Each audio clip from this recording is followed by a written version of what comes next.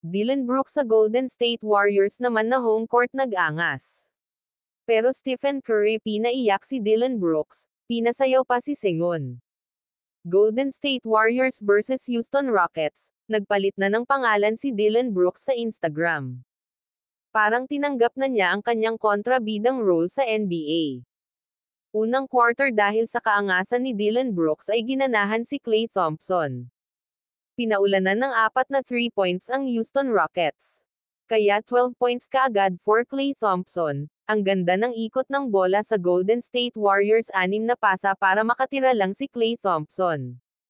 Pero dito sa play na to pinasabit ni Klay si Dillon Brooks and yan may kasamang foul kay Brooks.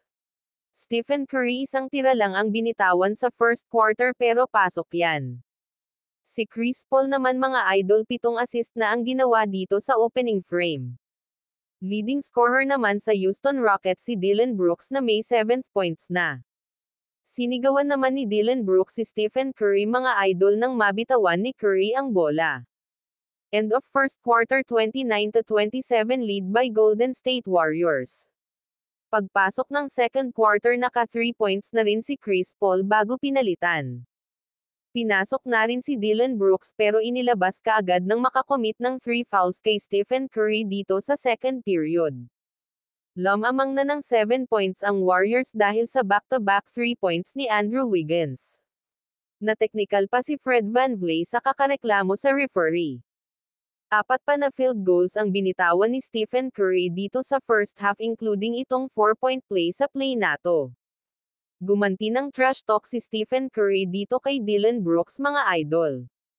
End of first half lamang na ng 10 points ang home team na Golden State Warriors sa score na 63-53.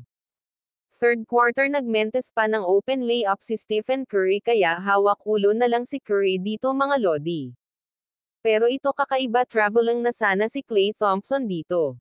Pero hindi nakapaito ang official referee sa gilid pasok tuloy ang 3 points ni Klay Thompson. Nakabawi na rin si Stephen Curry sa kanyang mentes na layup dito sa tirang to. Pinasayaw pa si Sengun, hawak ulo na lang si Sengun. 16 points na para kay Stephen Curry at 17 points naman for Klay Thompson. End of third quarter lamang pa rin ng 11 points ang Golden State Warriors sa score na 72-81.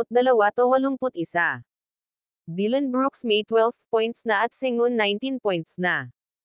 Fourth quarter patuloy ang pag-arangkada ni Stephen Curry sa 3 points ginawang asintahan si Dillon Brooks.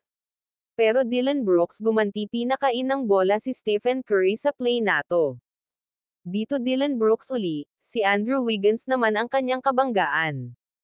Dito sa huling 3 points ni Stephen Curry ay hindi na nakabangon pa ang Houston Rockets kaya sa huli panalo ang home team na Golden State Warriors sa score na 121-116. Nagtala ng 32 points, 5 rebounds, 1 assist si Stephen Curry. Klay Thompson nagtala ng 3 points, 3 rebounds at Chris Paul Best Player of the Game nagtala ng 15 points, 12 assists, 6 rebounds, 2 steals. Top scorer naman sa Houston Rockets si Sengun na nagtala ng 30 points, 13 rebounds, 5 assists. Umabante na ang kartada ng Golden State Warriors sa 7-8 win-loss records at bumagsak naman sa 6-6 na win-loss records ang Houston Rockets.